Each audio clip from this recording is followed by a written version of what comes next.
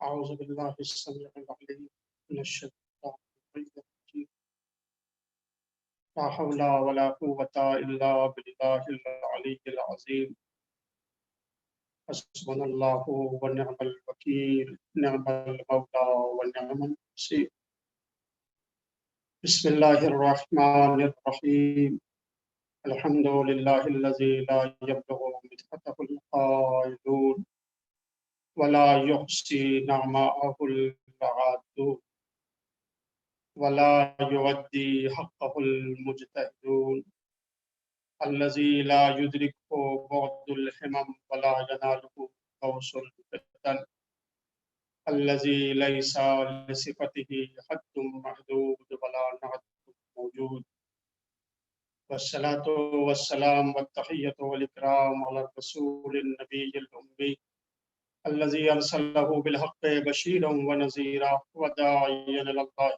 بإذنه وسراجا منيرا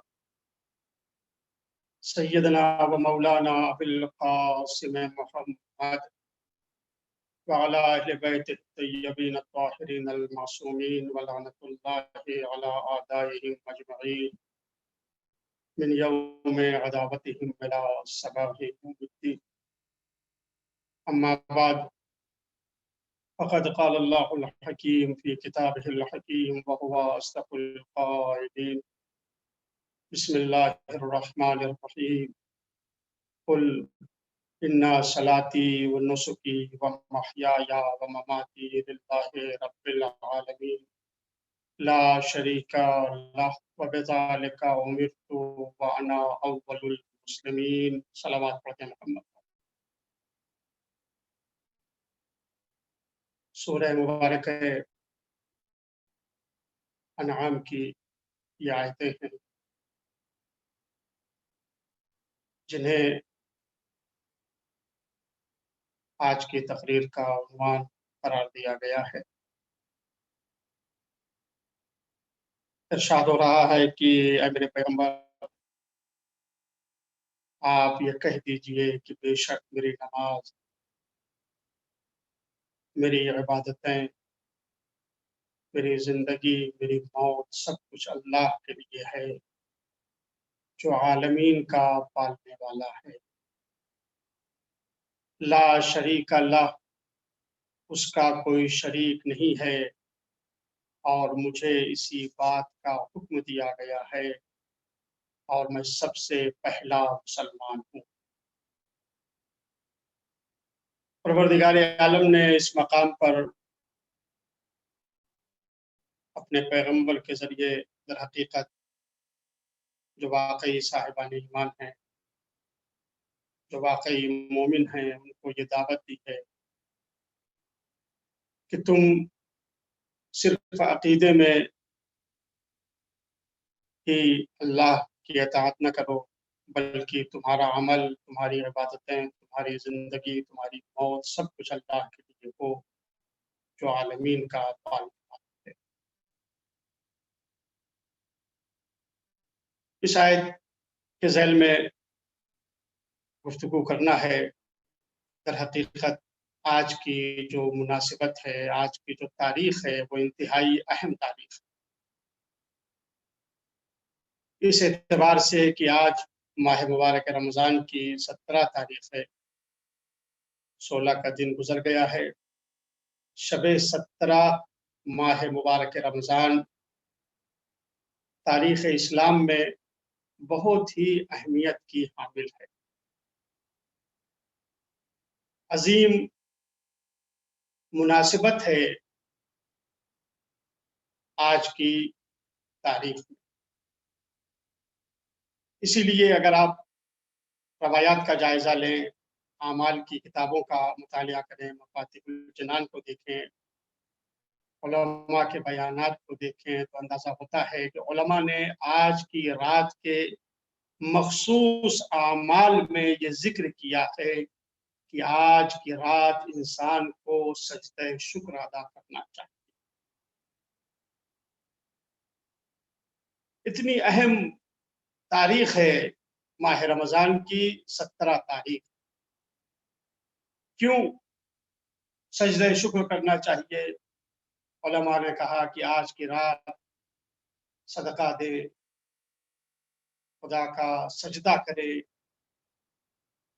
اللہ سے دعا کریں، مناجات کریں۔ یہ قبولیت مناجات کی رات ہے، یہ دعاؤں کے قبول ہونے کی رات ہے۔ کیوں؟ اس لیے کہ آج کی تاریخ وہ تاریخ ہے جب لشکر اسلام کو کفار کے مقابلے میں فتح حاصل ہوئی۔ اسلام کی سب سے پہلی جنگ بدر ماہ رمضان کی 17 تاریخ کو ہوئی، لہذا اس تاریخ کو بہت زیادہ اہمیت حاصل ہے۔ جنگ بدر کا تذکرہ قرآن مجید میں پروردگار عالم نے مختلف سوروں میں کیا ہے۔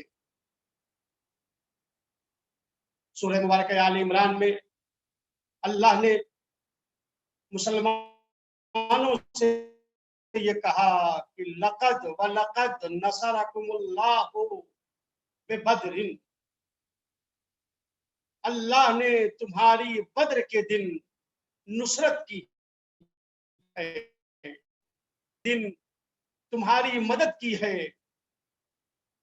وَأَنْتُمْ أَذِلَّةٌ، اگرچہ تم اس وقت کمزور تھے۔ فَاتَّقُوا اللَّهَ، اللہ کا تقوی اختیار کرو تاکہ تم شکر گزار بندے اس کے بن جاؤ۔ اللہ نے جنگ بدر میں مسلمانوں کی اس وقت مدد کی ہے جب مسلمان مادی اعتبار سے، وسائل کے اعتبار سے، اسباب کے اعتبار سے بہت ہی کمزور تھے کفار کے مقابلے میں۔ کفار قریش، مکے کے وہ کفار جو پوری طاقت کے ساتھ، پوری توانائی کے ساتھ پیغمبر سے اور لشکر اسلام سے مقابلہ کرنے کے لیے آئے تھے۔ یہ ماہ رمضان کی 17 تاریخ تھی، سن 2 ہجری، یعنی ہجرت کے دوسرے سال۔ پیغمبر خدا جب مکے سے ہجرت کر کے آئے ہیں، اس کے دوسرے سال جنگ ہوئی، جس جنگ کا نام ہے جنگ بدر۔ بہت اہم واقعات اس جنگ میں پیش آئے ہیں۔ اس جنگ کا پس منظر کیا ہے، یہ جنگ کیوں ہوئی، میں تھوڑی دیر اس کی طرف آپ کے ذہنوں کو متوجہ کرنا چاہتا ہوں، تاکہ ہمارے یہاں جب بھی 17 رمضان المبارک کی تاریخ آئے تو اس دن ہم خود بھی جنگ بدر کے بارے میں مطالعہ کریں، تفسیر کو دیکھیں، قرآن مجید کی آیتوں کو دیکھیں، تاریخ کو دیکھیں، اور جو کچھ ہم اپنے علماء سے اجمالی طور سے چند منٹ سنتے ہیں اس کی تفصیلات کے اوپر غور کرے، اور بندے کو پروردگار کے اوپر توکل ہونا چاہیے، اللہ کے اوپر بھروسہ ہونا چاہیے۔ انسان کو اپنی کمزوری کا احساس نہ ہو دشمن کے مقابلے پر، بلکہ پروردگار یہ اعلان کر رہا ہے کہ دیکھو جنگ بدر تمہاری نگاہ کے سامنے ہے، تمام قوتوں کے ساتھ دشمن آیا تھا، مگر مسلمانوں کی ذمہ داری ہے کہ وہ اپنے فریضے کے اوپر عمل کرے۔ اپنی ذمہ داری کے اوپر عمل کرنا یہ صاحبان ایمان کا کام ہے، اور ادھر سے نصرت کو بھیجنا، مدد کو بھیجنا یہ پروردگار کا کام ہے۔ کبھی مسلمان مایوس نہ ہو کہ ہماری تعداد تو کم ہے، صاحبان ایمان کبھی مایوس نہ ہو کہ ہم اقلیت میں ہیں۔ جنگ بدر کی تاریخ یہ ہم کو بتاتی ہے، جنگ بدر میں مسلمانوں کی تعداد کتنی تھی؟ کل 313 مسلمان تھے جنگ بدر میں جو پیغمبر کے ساتھ آئے۔ جنگ بدر میں تلواریں بھی، اسلحے پیغمبر کے ساتھ بہت زیادہ نہیں تھے، 13 تلواریں ہیں یا اسی طرح سے کچھ کم و زیادہ 2 گھوڑے ہیں، مختصر سامان ہے، چند اونٹ ہیں، اور ادھر مقابلہ کتنے لوگوں سے ہے؟ 950 مسلح افراد ہیں، 1000 افراد ہیں، 950 افراد ہیں جو سب مسلح ہو کر آئے ہیں، تلواریں اپنے ساتھ لے کر آئے ہیں، نیزے اپنے ساتھ لے کر آئے ہیں، 750 گھوڑے ہیں ان کے ساتھ، اونٹ ہیں۔ اور وہ لوگ آئے ہیں پیغمبر سے مقابلہ کے لیے، وہ لوگ آئے ہیں پیغمبر سے جنگ کرنے کے لیے۔ اس جنگ کا منظر کیا ہے کہ پیغمبر خدا حضرت محمد مصطفیٰ صلی اللہ علیہ وآلہ وسلم نے مسلمانوں سے کہا کہ شام سے مشرکین کا قافلہ مکے واپس جا رہا ہے، یہ قافلہ مشرکین کا ہے، اس میں جو بڑے بڑے کفار کے سردار ہیں وہ ہیں، اور ان کا مال تجارت ہے۔ تقریباً جو مورخین نے اس قافلہ تجارت کی جو قیمت لگائی ہے، جتنا ان کے پاس مال تھا، تقریباً 50,000 دینار کا سامان تھا اس قافلے میں۔ 40 آدمیوں کے اوپر مشتمل تھا یہ قافلہ، اور یہ لوگ شام سے یہ مال تجارت لے کر مکے جا رہے۔ اب ظاہر ہے کہ یہ وہ افراد ہیں کہ جنہوں نے پیغمبر کو ستایا ہے، جنہوں نے پیغمبر کو مکے سے نکال دیا، مسلمانوں کو جلا وطن کر دیا، ان کے مال و اسباب کو لوٹ لیا۔ اب تو پیغمبر کو انتقام لینے کا حق ہے، اس لیے کہ اگر یہ قافلہ واپس جائے گا وہ پھر اقتصادی اعتبار سے اور مضبوط ہو جائیں گے، پھر مسلمانوں کو مقابلہ کرنے میں مشکل ہوگی۔ لہٰذا بہترین وقت ہے کہ مسلمان اپنا انتقام بھی لے لیں اور کفار کو ان کی حیثیت کا اندازہ بھی ہو جائے۔ لہٰذا پیغمبر نے یہ حکم دیا کہ ہم لوگ مدینے سے باہر نکلتے ہیں، اور یہ قافلہ جو جا رہا ہے جس کا سردار جو ہے اس قافلے کا ابو سفیان ہے، ہم اس قافلے کے اوپر حملہ کریں گے تاکہ کفار کو ان کی اوقات کا اندازہ ہو جائے۔ انہوں نے ہم کو ستایا ہے، انہوں نے ہمارے مال کے اوپر قبضہ کیا ہے، ظاہر ہے کہ یہ کفار حربی ہیں۔ پیغمبر خدا مدینے سے باہر نکلے، 313 افراد ہیں آپ کے ساتھ، آپ چلے۔ مدینے سے تقریباً 150 کلومیٹر کے فاصلے پر بدر کا مقام ہے۔ ماہ رمضان کی تقریباً 12 تاریخ کو پیغمبر نے یہ سفر اپنا شروع کیا ہے، اور ماہ رمضان کی شب 17 پیغمبر خدا بدر پہنچ گئے۔ یہ بدر کیوں کہا جاتا ہے؟ کہتے ہیں یہاں جو ایک کنواں تھا، اس کنویں کا نام بدر تھا، چونکہ جس آدمی نے اس کنویں کو بنوایا تھا اس کا نام بدر تھا، لہٰذا یہ پورا علاقہ جو ہے وہ بدر کے نام سے مشہور ہو گیا۔ ادھر پیغمبر خدا مدینے سے بدر کی طرف روانہ ہوئے، ادھر ابو سفیان کو مدینے میں جو منافقین تھے، مدینے میں جو یہودی تھے، انہوں نے یہ خبر دے دی کہ تمہارے قافلے کے اوپر حملہ ہوگا، لہٰذا تم لوگ اپنی تیاری کر لو۔ ابو سفیان نے اپنا ایک قاصد، ایک آدمی کو مکے بھیجا اور کہا جاؤ تم مکے والوں سے کہہ دو جتنی جلدی ہو سکے وہ لشکر تیار کرے اور مقابلے کے لیے وہاں سے روانہ ہو جائیں، مقابلے کے لیے تیار ہو جائیں، مقابلے کے لیے آ جائیں۔ اور اس نے اپنے قاصد سے کہا کہ جب تم جانا مکے میں تو منادی کرنے سے پہلے تم اپنے اونٹ کے کان کو کاٹ دینا، اس کی ناک کو کاٹ دینا، اور اس کے بعد اپنے لباس کو پارا پارا کر دینا، لباس کو پھاڑ دینا، اور پھر اونٹ کے اوپر سوار ہو کر جب تمہارا اونٹ اس عالم میں ہو کہ اس کی ناک سے بھی خون نکل رہا ہو، اس کے کان سے بھی خون نکل رہا ہو، اس وقت تم آواز دینا کہ اے لوگوں بڑا غضب ہو گیا ہے، تم اپنے مال کی حفاظت کے لیے نکلو، تمہارے اوپر حملہ ہونے والا ہے، تم جنگ کے لیے تیار ہو جاؤ۔ غرض کی ابو سفیان کا قاصد مکے پہنچا، اور ادھر مکے میں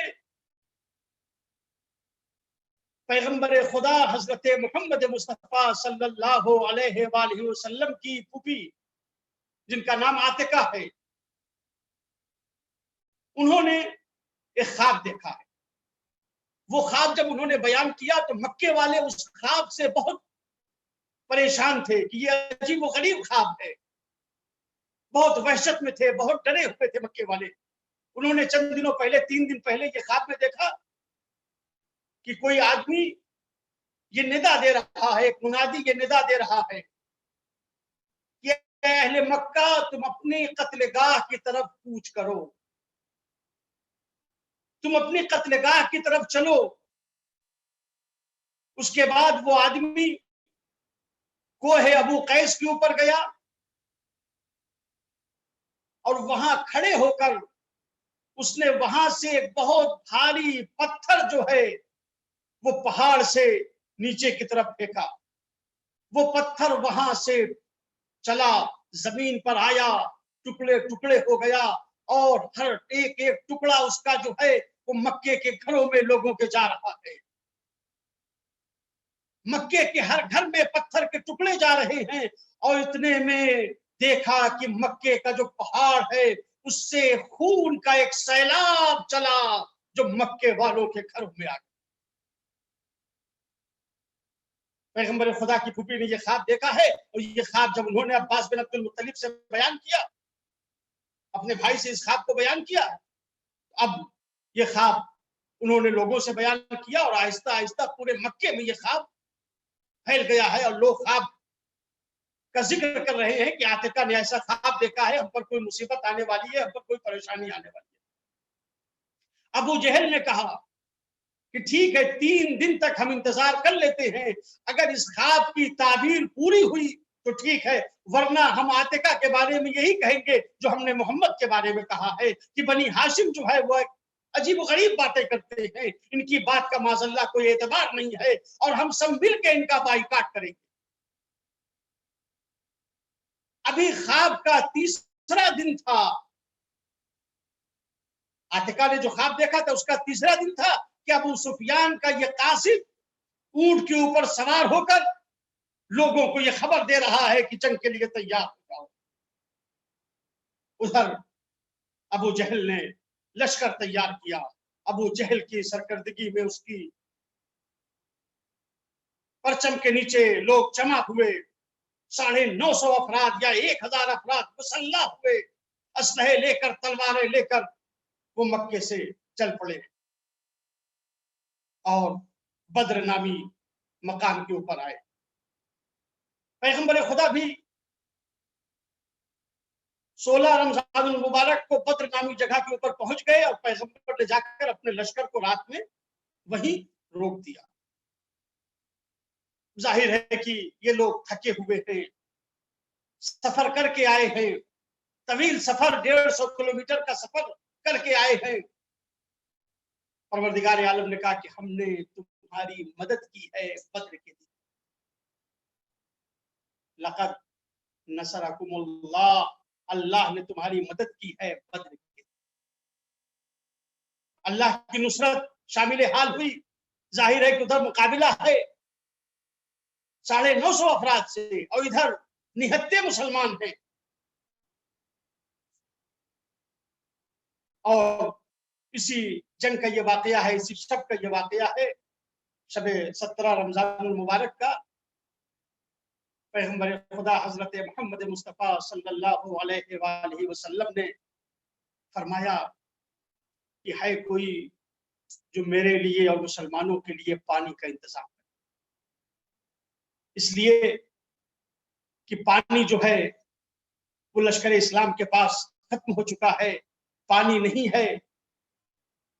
پیغمبر نے مسلمانوں کو جمع کر کے کہا کہ تم میں کون ہے جو جا کر پانی لے آئے۔ ظاہر ہے کہ وہ کنواں وہ کافی فاصلے کے اوپر ہے، رات کی تاریکی ہے، رات کا سناٹا ہے، اور ادھر دشمن جو ہے وہ موجود ہے، دشمن کی فوجیں موجود ہیں۔ جب پیغمبر نے کہا کہ کون ہے جو پانی لے آئے، مولا کائنات حضرت امیر المومنین علی ابن ابی طالب علیہ السلام نے کہا یا رسول اللہ، اگر اجازت ہو تو میں پانی لینے کے لیے جاؤں۔ पैगंबर खुदा ने इजाजत दी। मौलाए कायनात मशकीज़ा लेकर पानी के तलाश में निकले और उस कुएं के करीब पहुंचे जो दुश्मन की फौजों के करीब था कुआं, और उस कुएं में मौलाए कायनात दाखिल हुए। जाहिर है ढोल नहीं था, सिर्फ मशकीज़ा है, मशकीज़े में पानी भरना है। बहरहाल मौलाए कायनात उस कुएं में उतरे, मशकीज़े में पानी भरा और लेकर चले। रात की तारीकी, रात का सन्नाटा। अभी थोड़ी दूर मौला चले थे, एक मर्तबा एक शदीद हवा चली। ऐसी हवा चली कि मौलाए कायनात के कदम रुक गए। मौलाए कायनात वहीं खड़े हो गए। काफी देर तक ये हवा चलती रही। मौला मशकीज़ा लिए वहीं खड़े हुए हैं। हवा का दबाव कम हुआ, हवा कम हुई, तूफान रुका। मौलाए कायनात ने फिर रास्ता तय किया। अभी थोड़ी दूर आपने कदम आगे बढ़ाया था, एक मर्तबा दोबारा शदीद हवा चली, तेज हवा चली। मौलाए कायनात फिर रुक गए, मशकीज़े को अपने हाथ में लिए हुए हैं, मशकीज़े को संभाला और आप खड़े हो गए, वहीं रुक गए। थोड़ी देर में वो हवा भी खत्म हुई। मौलाए कायनात ने फिर रास्ता तय किया।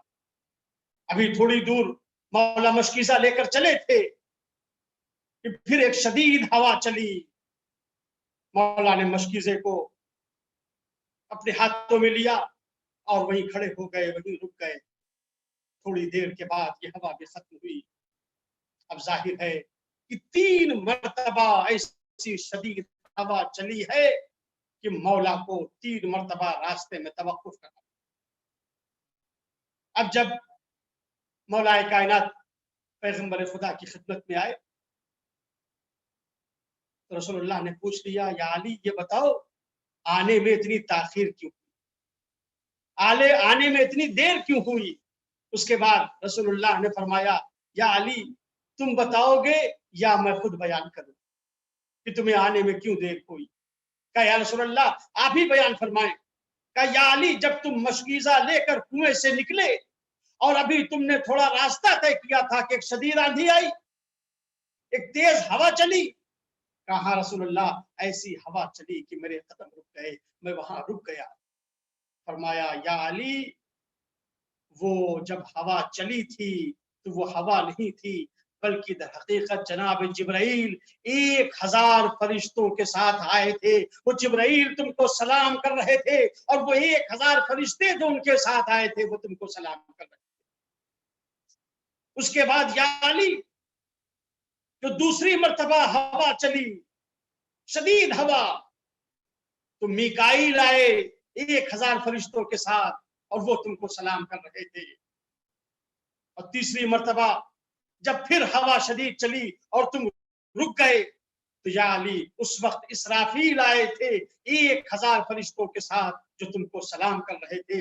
इसराफील ने तुमको 1000 फरिश्तों के साथ सलाम किया है। या अली वो तूफान नहीं था, वो हवा नहीं थी, दर हकीकत ये मलाइका थे, ये जिब्राइल थे, ये मीकाईल थे, ये इसराफील थे जो 1000 फरिश्तों के साथ आए और आकर उन्हें तुमको सलाम किया। और फरिश्ते कह रहे थे, जिब्राइल कह रहे थे, मीकाईल कह रहे थे, इसराफील फरिश्तों से कह रहे थे पहचानो अल्लाह के इस बंदे को देखो, इसके सबाते कदम को देखो, इसके दिल में दुश्मन का कोई खौफ नहीं है। अजीजों ये जंग के बद्र है और उसके बाद ये जंग बहुत ज्यादा दिन नहीं चली है, बल्कि सुबह में शुरू हुई है जंग और दोपहर में खत्म हो गई। माह रमजान की 17 तारीख को ये जंग खत्म हो गई। दोपहर के वक्त तक ये जंग खत्म हो गई और लश्कर इस्लाम को कामयाबी मिली।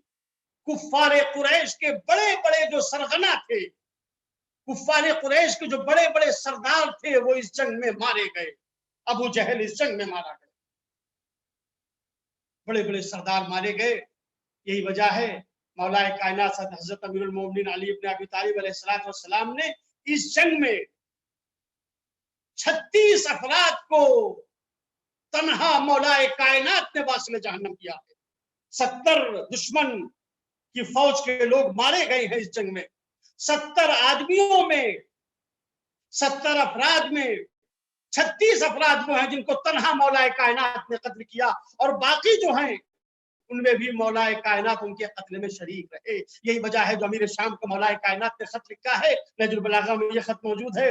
आप बार बार अमीर शाम जब वो मौलाए कायनात को चैलेंज कर रहा है तो मौला ने उसको जो खत लिखा, उस खत में लिखा, अमीर शाम होश में आ जाओ, मेरे पास वो तलवार अभी मौजूद है जिस तलवार से मैंने तुम्हारे खानदान वालों को मारा था, जिस तलवार से मैंने तुम्हारे नाना को मारा, जिस तलवार से मैंने तुम्हारे मामू को मारा, जिस तलवार से हमने तुम्हारे रिश्तेदारों को कत्ल किया है, वो तलवार अभी मेरे पास मौजूद है। यही वो जंग है जिसमें परवरदिगार आलम ने नुसरत की है, मदद की है। लिहाजा इंसान अपनी तवानाई, अपनी ताकत को राह खुदा में सर्फ करे, उसके बाद नुसरत इलाही के ऊपर भरोसा करे। अजीजों, हमारे और आपके लिए, सबके लिए ये दर्स का मकाम है। माह रमजान की 17 तारीख जंग बद्र, इतने मुख्तसर से सिपाही और इतना बड़े लश्कर के मुकाबले में जीत हुई, और कैसे कैसे पता नसीब हुई है इसमें, कैसे कैसे खुदा ने इंतजाम किया है। अजीजों, उसकी तफसीलात का मौका नहीं है। मौलाए कायनात इस जंग में पानी लेने के लिए भी गए, रसूल के लिए और मुसलमानों के लिए, लश्कर इस्लाम के लिए पानी का इंतजाम मौलाए कायनात। इसकी फिक्र नहीं है कि दुश्मनों के नरखे में जाना है, इसकी फिक्र नहीं है कि दुश्मन हम पर हमला कर देगा, तलवार का हमला होगा, नेज़ों का हमला होगा, तीरों तलवार का हमला होगा। नहीं, बस लश्कर इस्लाम तक पानी पहुंच जाए, अल्लाह का रसूल प्यासा न रहने पाए, अल्लाह के रसूल तक पानी पहुंच जाए। या अली, आप गए और खैरियत के साथ मशकीज़ा लाकर आपने रसूलुल्लाह की खिदमत में पेश कर दिया। रसूलुल्लाह ने पानी पी लिया, लश्कर इस्लाम से राब हो गया। लेकिन या अली, फरियाद जरा करबला के मैदान में आइए। आपने जिस अब्बास अलमदार को तैयार किया था, उस अब्बास को हुसैन ने फुरात की तरफ भेजा, लेकिन जब अब्बास पानी लेकर चले, मशकीज़ा लेकर चले, 4000 तीरंदाज थे, तीरों की बौछार शुरू कर दी, मगर कहा मुझे इसकी फिक्र नहीं है कि मेरे ऊपर तीर लगते हैं, मुझे इसकी फिक्र नहीं है कि मुझ पर नैज़े चलते हैं, मुझे मशकीज़ा को हुसैन तक पहुंचाना है, मुझे मशकीज़ा सकीना तक पहुंचाना है। खेमे में छोटे छोटे बच्चे प्यासे हैं। एक शकी ने वार किया, दाहिना हाथ कट गया। कहा मुझे कोई परवाह नहीं है, मुझे मशकीज़ा हुसैन तक पहुंचाना है। अभी थोड़ी दूर आगे बढ़े थे कि बाएं बाजू पर वार हुआ, बायां बाजू भी कट गया। मर्तबा शेर ने कहा मुझे इसकी परवाह नहीं है, मुझे हाथ नहीं चाहिए, अरे मशकीज़ा हुसैन के छोटे छोटे बच्चों तक पहुंच जाए। बस अजीजों, इतने में एक तीर आया, आकर मश्क सकीना पर लगा। जैसे मशकीज़ा पर तीर लगा, पानी बहा। अब अब्बास अलमदार की हिम्मत पस्त हो गई, कहा अब खेमे में जाकर क्या करूंगा। इतने में एक तीर आया और आकर जनाब अब्बास की आंख पर लग गया। ये अज़ादारों, मैंने पढ़ दिया, आपने सुन लिया, मगर तसव्वुर करें अब्बास अलमदार ने इस तीर को कैसे निकाला होगा, इसलिए कि हाथ तो दोनों कलम हो चुके। खुद मौला ने ये बयान किया है, आलम ख्वाब में किसी की जाकिर से कहा कि सोचो अगर किसी की आंख में एक तिनका लग जाता है तो कितनी तकलीफ होती है। मेरी आंख में तीर लगा था, मैं कैसे तीर को निकालता, मेरे दोनों हाथ कट चुके थे। एक मर्तबा मैंने तीर को निकालने के लिए सर को झुकाया और घुटने में दबाकर तीर को निकालना चाहता था कि एक जालिम ने आगे बढ़कर सर पे गुर्ज का वार किया। सक्काए सकीना घोड़े पर संभल न सका, घोड़े से जमीन पर आए। अरे हर बुलंदी से गिरने वाला जब बुलंदी से गिरता है तो हाथों का सहारा जमीन पर लेता है, हाथ टेकता है। हाय अब्बास अलमदार घोड़े से जमीन पर कैसे आए होंगे। सयालमुल लज़ीना ज़लमू अय्युल मुनक़लिबिन यन्क़लिबून, इन्ना लिल्लाहि व इन्ना इलैहि राजिऊन। الہی بحق فاطمہ و ابیہا و بالہا و بنیہا، یا اللہ تجھے واسطہ ہے محمد اور آل محمد کا ہماری اس عزا کو، اس ذکر کو اپنی بارگاہ میں قبول فرما۔ یا اللہ تجھے واسطہ ہے محمد اور آل محمد کا جو لوگ یہ مجلس سن رہے ہیں، پروردگار تجھے واسطہ ہے محمد اور آل محمد کا ان سب کی دعاؤں کو مستجاب فرما۔ یا اللہ جو بے اولاد ہیں انہیں صاحب اولاد بنا۔ یا اللہ تجھے واسطہ ہے محمد اور آل محمد کا دنیا میں جہاں جہاں اہل بیت اطہار کے چاہنے والے موجود ہیں، سب کی جان مال عزت آبرو و ناموس کی حفاظت فرما۔ یا اللہ تبات عالیات کی حفاظت فرما، علماء کرام مراجع اعظام کی حفاظت فرما، پرچم اسلام کو سربلند فرما، پرچم کفر و شرک کو سرنگوں فرما، امام زمانہ کے ظہور میں تعجیل فرما، اور ہم سب کو ان کے اعوان و انصار فرما۔ ربنا تقبل منا انت السمیع العلیم۔